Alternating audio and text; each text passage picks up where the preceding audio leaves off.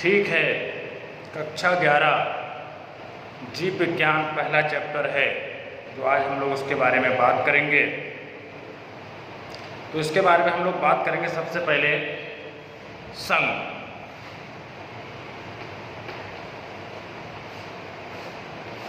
संघ क्या होता है?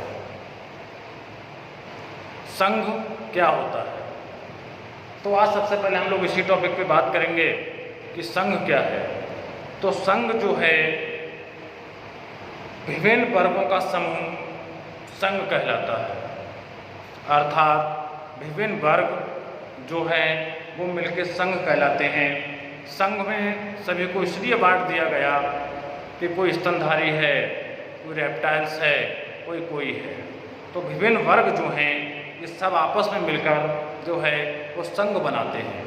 जैसे मत्स्य वर्ग है, उभयचर वर्ग है, सरीसृप वर्ग है, पक्षी वर्ग है। ये सब मिलकर जो हैं वो संघ का निर्माण करते हैं। वर्ग हैं, ये सभी वर्ग जो हैं वो संघ का निर्माण करते हैं। वर्ग के सदस्य को उच्च वर्ग कॉर्डेटा में रखा गया है। इन सभी में कुछ समान लक्षण पाए जाते हैं: पृष्ठरज्जु, तंत्रिका तंत्र और ग्रसनीय गिल्स दरारें।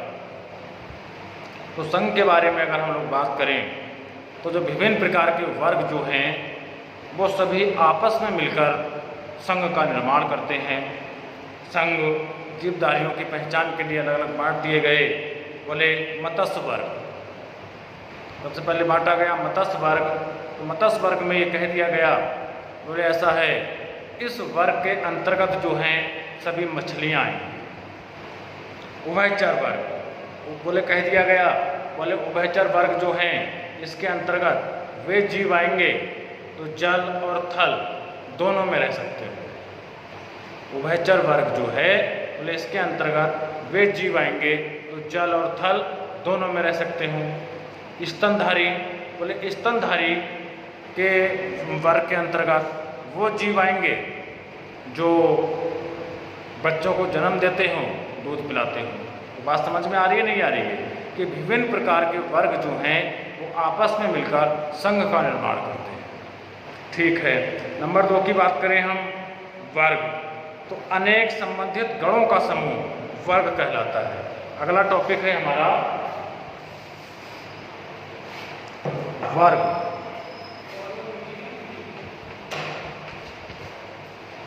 क्या हुआ? अभी आ रहा हूँ, स्टार्ट हो गई क्या? वर्ग। वर्ग के अंतर्गत जो बात करें हम तो अनेक संबंधित गणों का समूह जो है वो वर्ग कहलाता है। वर्ग है, वर्ग में विभिन्न प्रकार के जीव हैं। जैसे उतरने वाले जंतुओं का गण रेप्टाइल्स कहलाएगा, समुद्री स्तनियों का जन्म से सिटेस्टिया कहलाएगा, उड़ने वाले स्तनियों का वर्ग क्राइप्टेला, मांसाहारी शक्तिशाली प्राणियों का वर्ग कॉनिरा। ये विभिन्न प्रकार के जो हैं संबंधित गण जो हैं वो आपस में मिलकर समूह का निर्माण करते हैं। गण के बारे में जानते हो कि जैसे समुद्री जीव हैं उन्हें अलग स्थान दे दिया गया और स्थनीय जीव जो हैं उन्हें अलग स्थान दे दिया गया। ये सब जो मिलकर हैं वो सब गण का निर्माण करते हैं। अगला हेडिंग है हमारा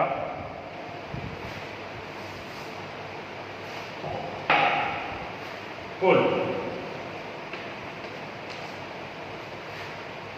इससे संबंधित वंश आते हैं। जो कुल है हमारा, इससे संबंधित जो है वो वंश आते हैं।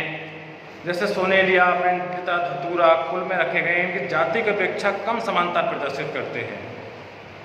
कुल जो है इसमें जितने भी वंश हैं इन सबको रखा गया है, चाहे वो कॉर्डेटा हो, चाहे नॉन कॉर्डेटा हो, चाहे कोई भी हो। इन कुल के में वही रखा गया है, वंश। अगला टॉपिक पे हम बात करेंगे, मीटिंग स्टार्ट हो गई क्या? है मीटिंग स्टार्ट हो गई? वंश। वंश से बात करें तो ये संबंधित जातियों का संवर्ग है। इससे संबंधित जातियों का एक समूह है। आलू, टमाटर, बैंगन, अलग अलग जातियां, लेकिन ये सोलेनम वंश में आती है।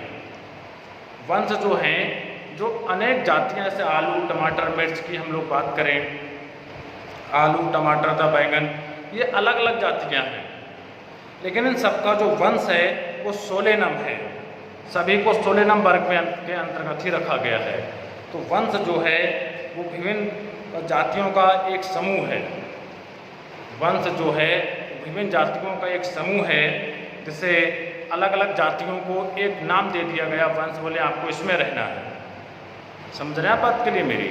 जैसे आलू, टमाटर, इन सब का जो है जातियां तो अलग अलग हैं इन सब की, लेकिन वंश इनका एक ही है। कौन है? सोलेनम। तो आज हम लोगों ने वंश, गण, इनके बारे में बात की थी। अगले हम एक क्वेश्चन के बारे में बात करेंगे कि जीव के वर्गीकरण तथा पहचान में कुंजी किस प्रकार सहायक है। कुंजी जीवों के तथा वर्गीकरण लक्षण वर्गीकरण की कुंजी कहते हैं।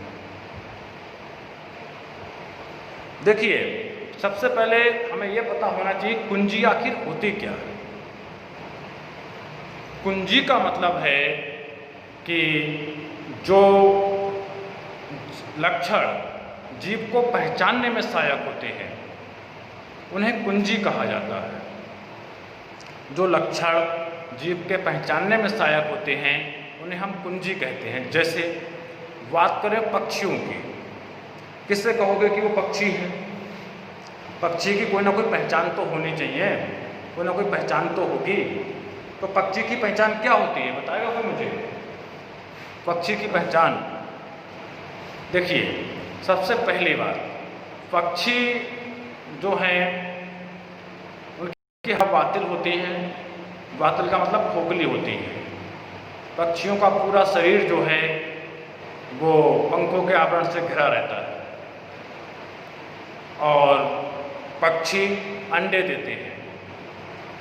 कहने का मतलब है वे जीव जिनकी हड्डियां बातिल होती हैं, पूरा शरीर पंखों के आवरण से ढका रहता है, अंडे देते हैं, वे सभी जीव पक्षी कहलाते हैं। बात करें रेप्टाइल्स, तो वे सभी जीव जो रेंग कर चलते हैं, जिनका शरीर बेलनाकार होता है, चपटा होता है, उन्हें रेप्टाइल्स या सरीसृप कहते हैं।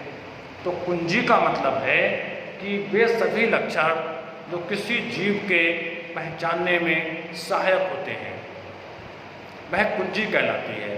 अब जीव के वर्गीकरण में कुंजी की भूमिका क्या है?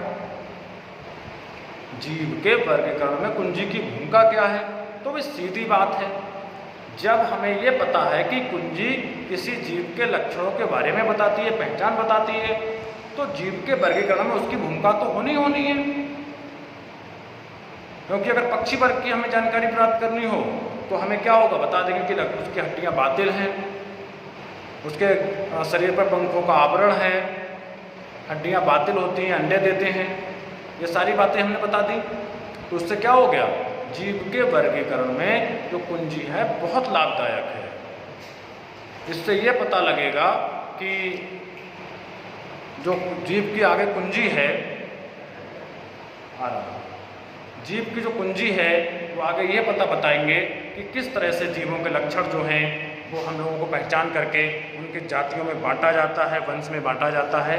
आज समय को कम होने के कारण मैं अपनी बातें समाप्त कर रहा हूँ। अगले टर्न पे आगे मैं आपसे फिर इसी बारे में बात करूँगा।